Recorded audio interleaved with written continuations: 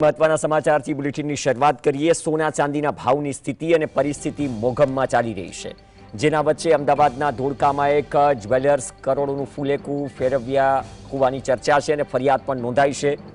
ધોળકાના કલીકુંડ વિસ્તારમાં આવેલા હરી જ્વેલર્સના માલિકો 97 કિલો ચાંદી અને રોકડ લઈને ફરાર થયા છે। 3 પેઢીથી પ્રતિષ્ઠિત હરી જ્વેલર્સના માલિકોએ રોકાણકારો સાથે છેતરપિંડી આચરી હોવાનો આક્ષેપ છે। પોલીસ સ્ટેશનમાં નોંધાયેલી પ્રાથમિક ફરિયાદ મુજબ આશરે 6 કરોડ 4 લાખની છેતરપિંડી આચરવામાં આવી। જો કે ધોળકામાં ચર્ચા છે કે આ જ્વેલર્સે 300 થી 400 કરોડ રૂપિયાનું ફૂલેકું ફેરવ્યું છે।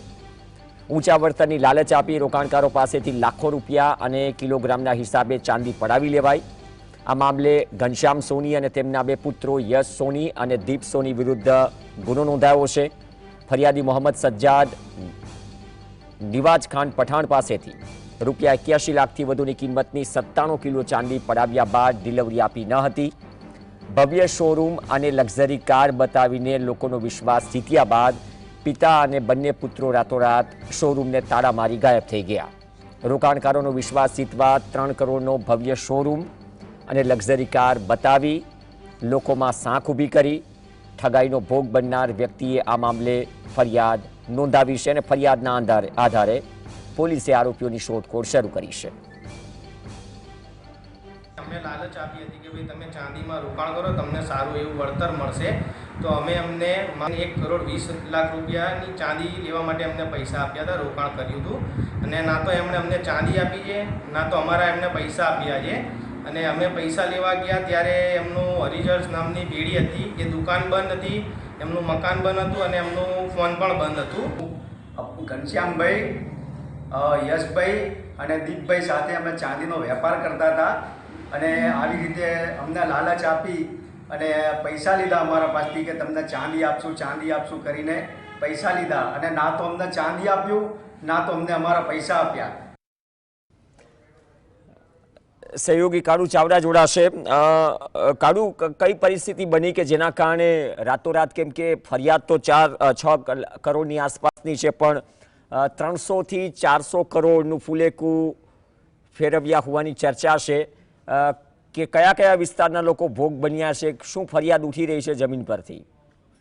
જી પ્રવીણ, જણાવી દઉં તો ધોળકાના કલીકુંડ વિસ્તારમાં આવેલા શ્રી હરી જ્વેલર્સના માલિક ઘનશ્યામભાઈ ગુણવંતભાઈ સોની અને તેમના 2 પુત્રો યશ સોની, દીપ સોની સામે ધોળકા ટાઉન પોલીસ મથકે કરોડો રૂપિયાની છેતરપિંડીની ફરિયાદ નોંધાઈ છે।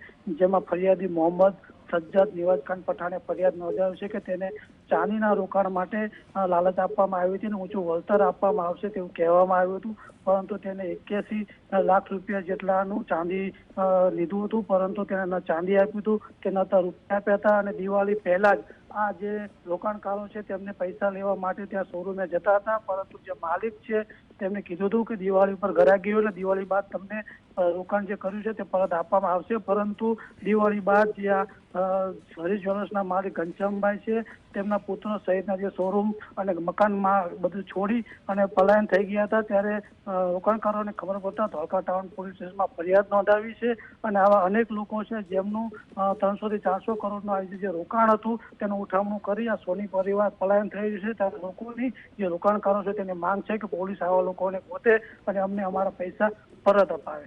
જી સાહેબ, આભાર કાળુ સમગ્ર અપડેટ બદલ। તો પોલીસે આ મામલે ફરિયાદ બાદ હવે તપાસ શરૂ કરી છે અને કેટલું કૌભાંડ નીકળે છે અથવા તો કેટલો છેતરપિંડીનો મામલો નીકળે છે, આવનાર સમયમાં અન્ય જે ફરિયાદીઓ છે બહાર આવે અથવા તો જે 3 લોકો જે છે ફરાર છે તે લોકો પોલીસ પકડમાં આવે તે બાદ ખબર પડશે।